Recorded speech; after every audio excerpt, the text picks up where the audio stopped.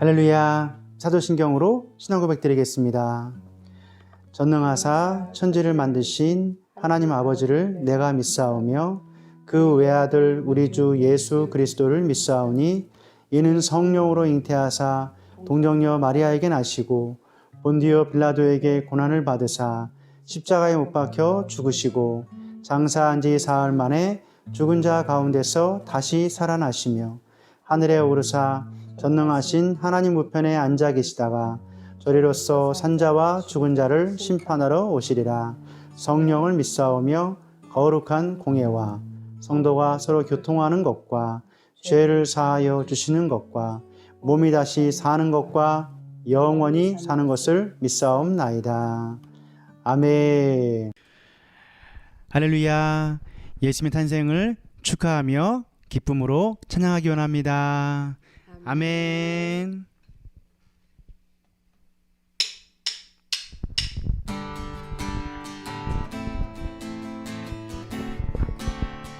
오래전에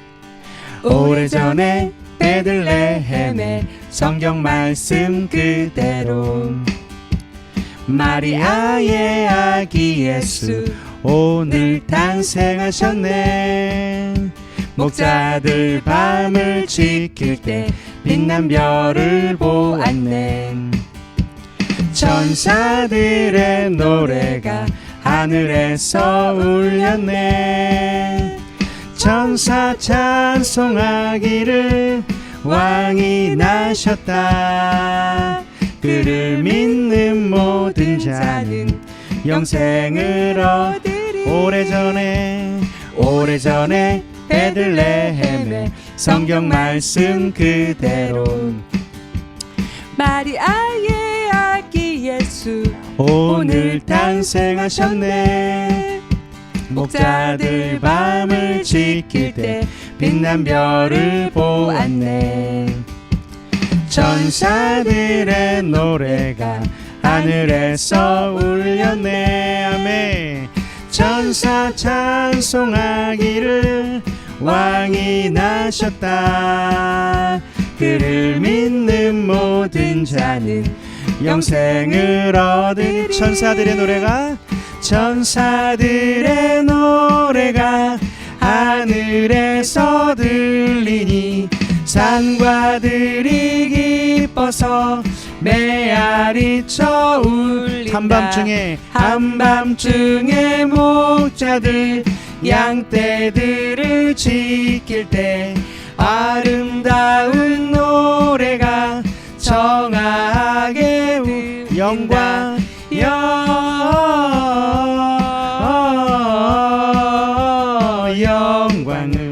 높이 계신 주께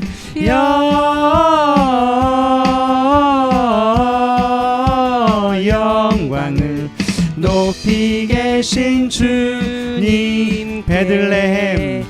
베들레헴 달려가 나신 아기 예수께 꿇어 경배합시다. 탄생하신 아기께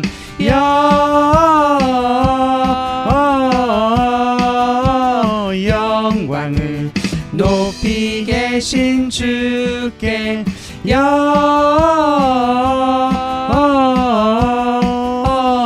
영광을 높이 계신 주님. 구유 안에 누이신 어린 아기 예수께 우리들도 다 함께 기쁜 찬송 부르자. 아멘.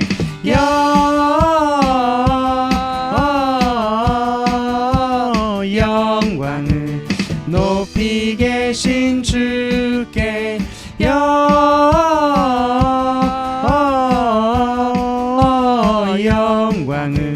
높이 계신 주님. 영광을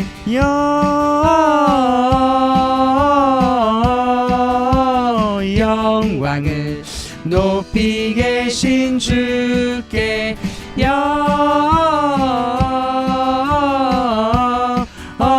영광을 높이 계신 주님께 왕께 만세 왕께 만세 존귀와 위엄을 찬양해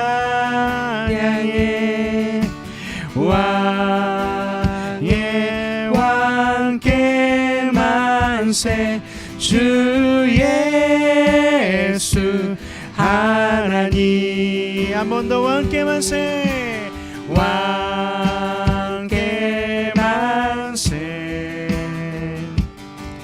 존귀와 위엄을 찬양해 왕께 만세 주 예수 하나님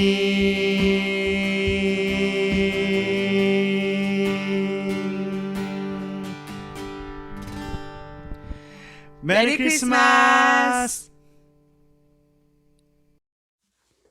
은혜 받으실 말씀은 출애굽기 7장 20절에서 25절 말씀입니다. 모세와 아론이 여호와께서 명령하신 대로 행하여 바로와 그의 신하의 목전에서 지팡이를 들어 나일강을 치니 그 물이 다 피로 변하고 나일강에 고기가 죽고 그 물에서는 악취가 나니 애굽 사람들이 나일강 물을 마시지 못하며 애굽 온 땅에는 피가 있으나 애굽 요술사들도 자기들의 요술로 그와 같이 행함으로 바로의 마음이 완악하여 그들의 말을 듣지 아니하니 여호와의 말씀과 같더라. 바로가 돌이켜 궁으로 들어가고 그 일에 관심을 가지지도 아니하였고 애굽 사람들은 나일강 물을 마실 수 없으므로 나일 강가를 두루 파서 마실 물을 구하였더라. 여호와께서 나일강을 치신 후 이레가 지나니라. 아멘.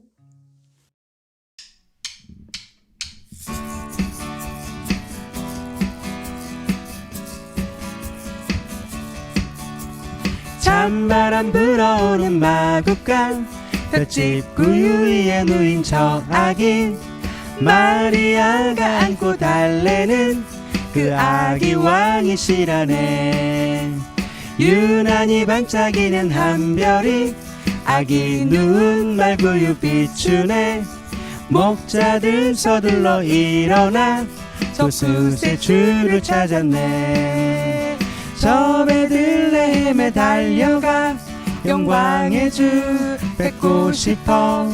저 초라한 말구유에 영광의 왕이 나셨네. 천사여 그때 노래 불러서 하나님의 영광 다시 보여줄 베들레헴 갓난 아기가 구주 대신 보여주오. 저 베들레헴에 달려가 영광의 주 뵙고 싶어. 저 초라한 말구유에 영광의 왕이 나셨네. 저 베들레헴에 달려가 영광의 주 뵙고 싶어. 저 초라한 말구유에 영광의 왕이 나셨네. 영광의 왕이 나셨네. 영광의 왕이 나셨네. 메리 크리스마스. 할렐루야. 본문의 말씀을 통해 하나님의 사람이 살아가는 방법이라는 제목으로 은혜를 나누기 원합니다. 여러분은 여러분에게 주어진 삶에 대해 고민해 본 경험이 있으신가요? 또 그 고민을 통해서 삶에 어떠한 이정표를 세우셨나요? 마커스 워십 지도 목사로 사역하는 김남국 목사는 생명의 삶 12호로 칼럼에서 그리스도인에게 시간은 두 가지밖에 없다. 하나님을 위해서 자신이 준비하는 시간과 준비한 것을 쓰임받는 시간이다. 하나님이 단 한 번만 내어주신 시간을 하나님 앞에서 의미 있고 가치 있는 삶으로 살아내야 한다라고 말했습니다. 김남국 목사의 말처럼 우리에게 주어진 단 한 번의 시간을 의미 있고 소중하게 사용하는 것이 그리스도인의 목표가 되어야 할 줄 믿습니다. 오늘 본문은 하나님께서 이스라엘을 구원하기 위해 애굽의 첫 번째 재앙을 내리는 장면인데요. 여기서 세 그룹의 사람들의 행동이 나타납니다. 과연 이들은 자신에게 주어진 문제 앞에 어떻게 행동하고 어떻게 대응하고 있을까요? 또 하나님의 사람은 자신에게 주어진 삶을 어떻게 살아야 할까요? 첫째, 하나님의 사람은 바로처럼 고집스럽게 살면 안 됩니다. 본문 7장 22절 중반부에서 23절까지 말씀은 바로의 마음이 완악하여 그들의 말을 듣지 아니하니 여호와의 말씀과 같더라. 바로가 돌이켜 궁으로 들어가고 그 일에 관심을 가지지도 아니하였고 라고 말씀합니다. 여기서 완악해졌다는 것은 바로가 고집불통의 삶이 되었다는 것입니다. 고집불통은 말 그대로 자기의 의견을 꺾지 않는 것입니다. 그러니 당연히 소통이 아닌 불통이 될 수밖에 없는 것입니다. 고든 맥도날드는 내면 세계의 질서와 영적 성장이라는 책에서 내면 세계의 질서가 파괴된 사람을 쫓겨다니는 사람이라고 표현했습니다. 그러면서 쫓겨다니는 사람이 변화되기 위해서는 먼저 자신의 동기와 가치관을 가차없이 파헤쳐야 하고 또한 겸허하게 자신을 낮추고 지금까지 추구해왔던 것들을 포기하는 훈련의 자세를 가져야 한다라고 말했습니다. 성경에서 쫓겨다니는 대표적인 사람은 사울왕입니다. 그는 늘 자기중심적인 사람이었습니다.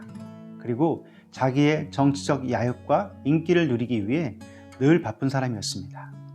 사무엘이 늦게 왔을 때도 기다리지 않고 자신의 계획대로 제사를 드렸습니다.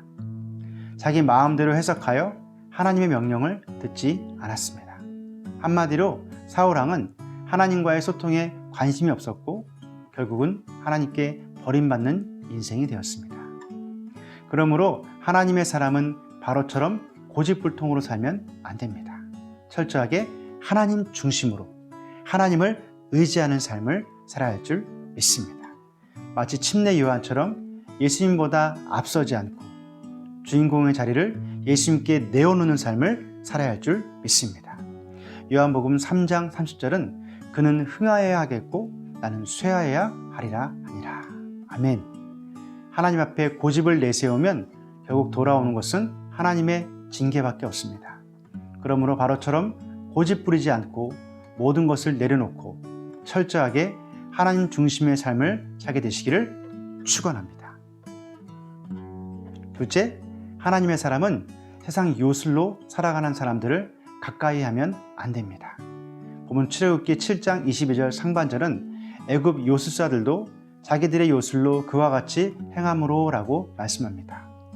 마술은 사람들이 알아채지 못하게 눈으로 속이는 것입니다.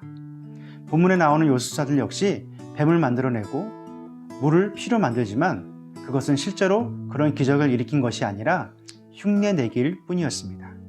하나님은 그것들을 원래대로 돌릴 수 있지만 그들은 그렇게 할 수 없습니다. 그런데 본문은 요술사들의 요술로 인해서 바로가 하나님을 두려워하지 않고 더욱 완악해졌다는 것입니다.